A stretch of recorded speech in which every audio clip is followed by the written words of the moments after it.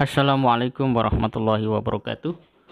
Sahabat kalian yang berbahagia, pada kesempatan ini kita akan kembali update bagaimana sikap masyarakat global terhadap agresi militer yang dilancarkan oleh Israel kepada rakyat Palestina. Kita temukan satu fakta yang cukup masif dan mereka semua mendukung perjuangan dari Palestina itu sendiri, sekaligus mengutuk, mengecam keras, dan meminta dengan segera Israel menghentikan serangan-serangan yang menyebabkan krisis kemanusiaan yang dialami oleh anak-anak, ibu-ibu, serta secara umum masyarakat sipil non-kombatan yang ada di Palestina. Bahkan di detik.com itu dirilis berita bahwa Paus Fransiskus kutuk pertempuran Israel dan Hamas di Gaza. Paus mengatakan atas nama Tuhan yang menciptakan semua manusia secara setara dalam hak, kewajiban, dan martabat dan dipanggil untuk hidup sebagai saudara, saya memohon untuk tenang dan mengakhiri kekerasan. Artinya agama di luar Islam pun melihat bahwa tindakan Israel itu tidak bisa ditolerir, diterima, dan apalagi dibiarkan. Di saat yang sama, kita melihat masyarakat di beberapa kota di negara di seluruh dunia atau mungkin di berbagai belahan dunia itu juga melakukan aksi serupa. Bahkan mereka turun langsung melakukan demonstrasi. Seperti di Jerman, ini dirilis oleh BBC News Indonesia. Kemudian di Amerika, kemudian Irak, ya, Irak juga melakukan aksi yang sama. Belanda, ya. Kemudian Indonesia, ini terlihat foto seorang muslimah membawa poster yang ada kupu-kupu dan tulisan Free Palestine. Kemudian Kanada, Inggris, dan seperti dikatakan oleh masyarakat atau warga Palestina sendiri yang dirilis oleh Okeizon bahwa warga Palestina yang terjebak konflik sebut lebih parah dari film horor pengeboman di mana-mana. Artinya ini betul-betul sudah sangat destruktif, dan idealnya ya ketika kita lihat masyarakat di Inggris, Amerika melakukan demonstrasi, ya idealnya pemerintah atau presiden negara tersebut selaras, senafas seperti itu. Akan tetapi kita bisa melihat di sini bahwa sebenarnya hari ini antara manusia dalam pengertian rakyat dan pemimpin tampaknya memang ada satu cara berbeda di dalam melihat fakta ini.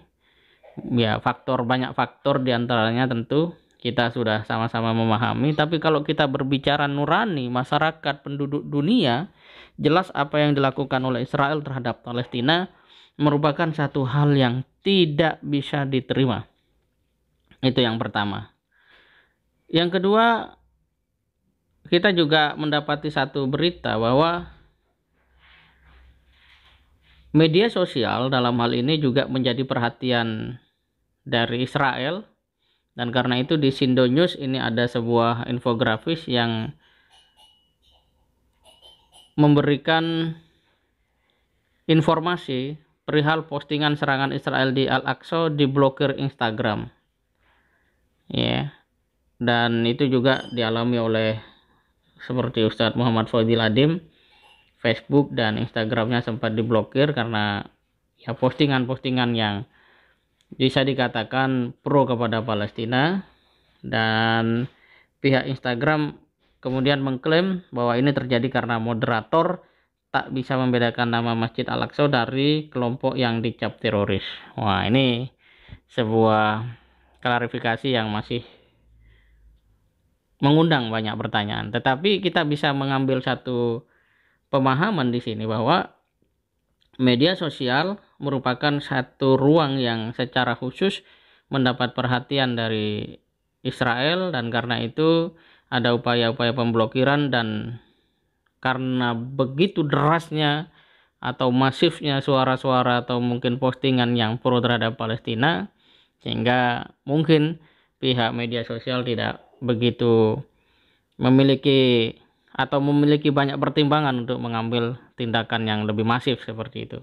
Tapi kalau dibiarkan, boleh jadi akan banyak postingan-postingan yang tentang Palestina itu akan sulit diakses oleh masyarakat.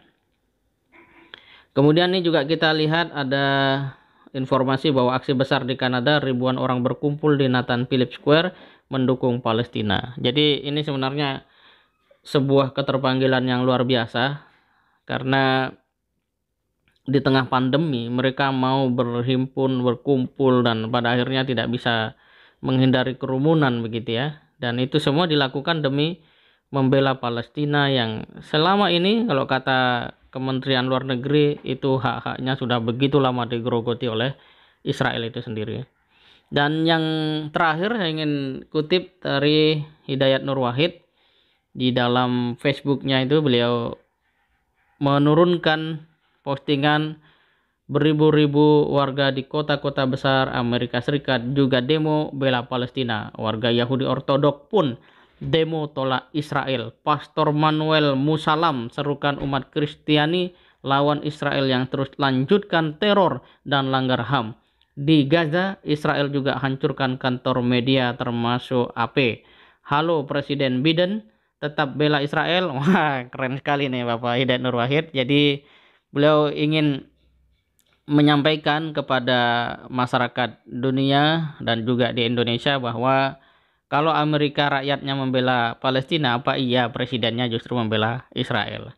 Logikanya kan sederhana, presiden itu dipilih oleh rakyat, tetapi logika ini ya tentu saja tidak semulus atau seperti yang seharusnya terjadi, karena memang di dalam ya politik pemilu kita kerap menemukan atau membaca berita-berita yang pada akhirnya menimbulkan sengketa dan seterusnya. Sekalipun dari konteks ini kita bisa melihat bahwa ke depan pemimpin yang ada di manapun ya idealnya adalah pemimpin yang merepresentasikan aspirasi rakyat itu sendiri. Jadi bukan malah dia dikendalikan oleh kepentingan-kepentingan lain.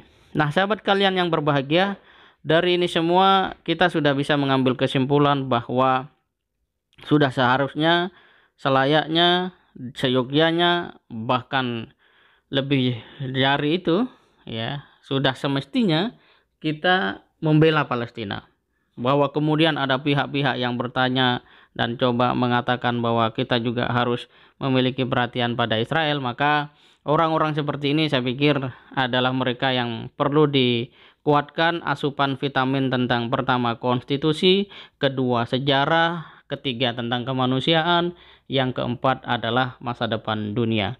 Kalau mengharapkan dunia segera di dalam kondisi yang sehat, adil, dan memberikan ketenangan bagi kehidupan seluruh umat manusia, maka apa yang dilakukan oleh Israel itu harus betul-betul dihentikan dan diakhiri dengan segera. Jika tidak, maka potensi untuk terjadinya hal-hal seperti ini bisa saja terjadi di masa-masa yang akan datang, dan itu akan kembali menelan korban. Tetapi ini juga merupakan satu aspirasi, satu suara, ya, suara-suara manusia biasa yang pada akhirnya itu juga kembali. Apakah kemudian institusi seperti PBB gitu ya, itu punya nyali nggak itu dia? Atau mereka itu sudah tidak lagi bisa melihat mana aspirasi yang penting didengar, mana aspirasi yang ada kepentingan gitu ya. Nah, kalau mereka institusi itu bisa bergerak sesuai dengan nurani masyarakat, dengan misalnya soal Palestina hari ini banyaknya warga dunia turun untuk membela Palestina, ya semestinya PBB yang merupakan kumpulan orang-orang cerdas dari perwakilan negara yang sudah sangat terbaik harusnya langsung menangkap dan membuat satu keputusan yang jelas tegas dan memberikan sanksi kepada Israel itu sendiri. Apakah itu akan dilakukan? Kita tunggu saja. Yang pasti kita tidak boleh berhenti untuk menyuarakan kebenaran dan membela hak-hak saudara kita yang terjajah, tertindas, dan teraniaya di Palestina. Demikian sahabat, semoga bermanfaat. Assalamualaikum warahmatullahi wabarakatuh.